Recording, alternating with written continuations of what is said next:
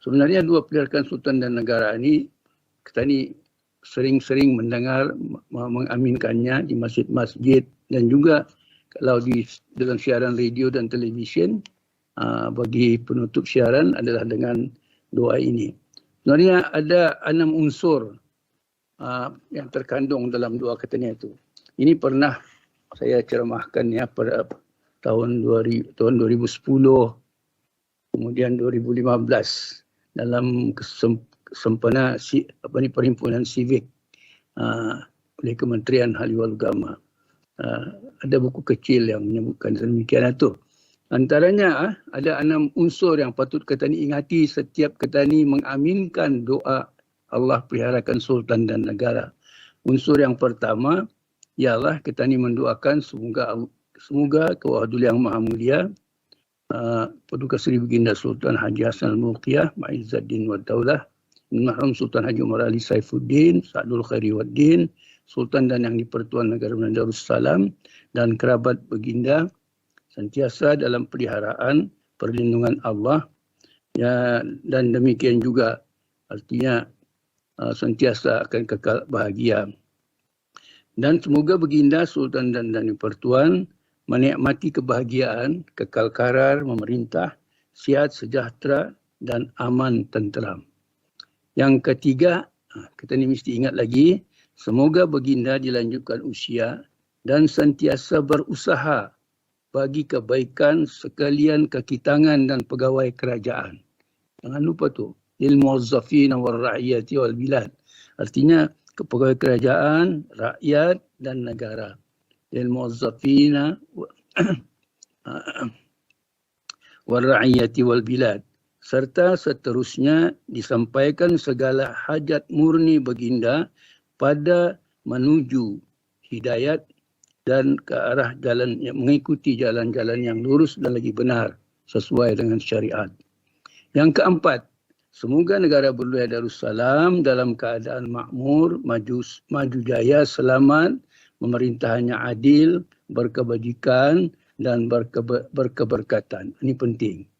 Kebajikan dan keberkatan. Ketani di Brunei yang berakidah mempercayai dua perkara ini. Pertama, kebajikan membawakan kesejahteraan dan menstabilkan artinya keadaan hidup Ketani bersama-sama dalam sebuah negara. Kemudian Ketani percaya kepada berkat. Berkat itu maknanya daripada amal-amal yang Ketani lakukan yang dengan ikhlas semata-mata kerana Allah, dan Allah memberikan balasannya yang Ketani tidak merasakan tetapi sedemikian itu terjadi. Umpamanya Brunei Ketani ini sejak ia masuk ke dalam berpemerintahan, di bawah pemerintahan Ayahanda Kewahidul Yang Maha Mulia Sultan sekarang ini, Ayahanda Baginda Sultan Umar Ali Saifuddin telah mempunyai 3 paksi dalam pemerintahan Baginda. Pertama, kebajikan rakyat. Yang kedua, pendidikan. Yang ketiga ialah kesihatan. Jadi ini untuk membangun namanya, kalau kata ni dalam istilah sekarang ini, membangun manusia. Artinya memelihara kemanusiaannya. Membangun, kemudian pelajaran itu. Pelajaran, pendidikan namanya pelajaran. Ialah kita sebut sekarang human resource. Sumber tenaga manusia. Yang berpelajaran namanya. Sekarang ini hasilnya sedemikian. Dan inilah berkatnya ni. Berkatnya apa? Segala-galanya ini dengan mempergunakan hasil nikmat yang rezeki daripada Allah Subhanahu Wa Taala. Kebetulan negara kita ni dapat menuruti, dapat memenuhi keperluan-keperluan ini. Keperluan kebajikan bagi rakyat, kesejahteraan rakyat, keperluan pendidikan untuk rakyat, dan yang penting lagi keperluan dalam kerohanian kita ni. Ya, semuanya ini alhamdulillah. Jadi dengan mempergunakan hasil yang rezeki yang dikurniakan oleh Allah, ini berkatnya.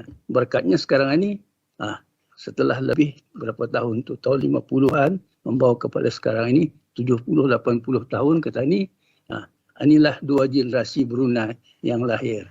Generasi yang bernegara moden, tetapi tetap dengan acuannya Brunei sebagai negara Melayu Islam beraja. Demikian itulah namanya perkataan yang kita katakan. Jadi yang penting sekali yang kelima dan yang semoga baginda dijauhkan daripada bala bencana, wabak dan segala penyakit. Ini termasuk ni sepanjang masa kita ni mendoakan baginda sedemikian itu. Bukan saja semasa COVID, semasa apa ni, semasa amat gitu. Dan yang keenam, ini yang perlu saya selalu tekankan ni.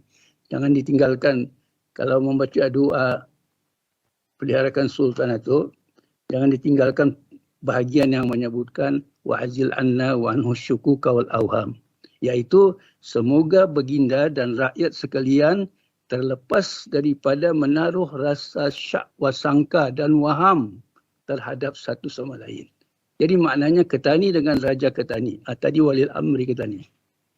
Jangan ada semacam rift, semacam ada yang orang memisahkan Ketani oleh kerana syak wasangka terhadap satu sama lain. Jangan. Ketani akan bersatu padu, sentiasa bersepahaman dengan ke bawah Duli Maha Mulia, kepimpinan baginda yang bijaksana, insya-Allah tidak akan mempersia-siakan nasib rakyat, tidak akan mempersia-siakan nasib negara sekarang dan di masa hadapan. Jadi ini yang patut kita jaga ni. Jangan ditinggalkan wazil anna wa anhu syukuka wal awham. Kerana ia di ujung-ujung selalunya ditambah dengan doa-doa lain, ini yang tertinggal. Jadi doa peliharakan sultan mempunyai signifikan yang sangat penting.